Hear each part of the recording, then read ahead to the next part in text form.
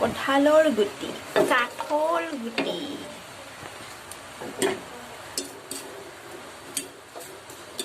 এইবিলাক এতিয়া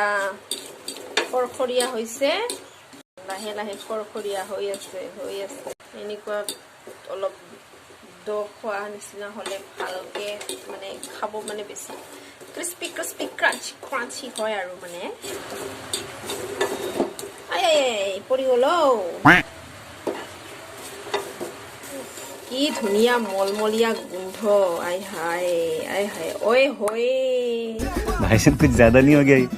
ওই হয় কি ধুনীয়া গোন্ধ ওলাইছে নহয়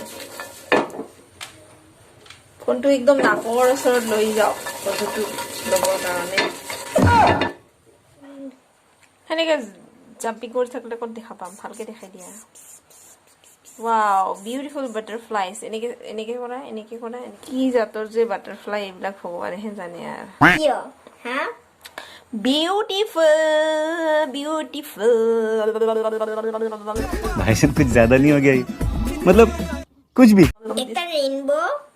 একটা নরমাল এইবাৰ এইবিলাক এনেকে বাকলি বিলাক উলাই দিব লাগিব আপোনালোকক মই বাকলি বিলাক কেনেকে উলাই হেতু কেনেকে দেখুৱাব এতিয়া মোৰ ফোনটো থবৰ কাৰণে জাগা নাই তথাপিও মই যিমান পাৰো দেখুৱাই আছো ৰব এই বাকলিটো মুছতে এনেকে কিবা কৰি উলাই দিব আৰু তাৰ পিছত দেখুৱাম আৰু মই এই যে দুটা আপোনালোকক এডভাৰটাইজ দিছো আপোনালোকে বাকলি কুচোৱাৰ পিছত এনেকুৱা হ'ব তাতে আপোনালোকে নিমখ মিঠা তেল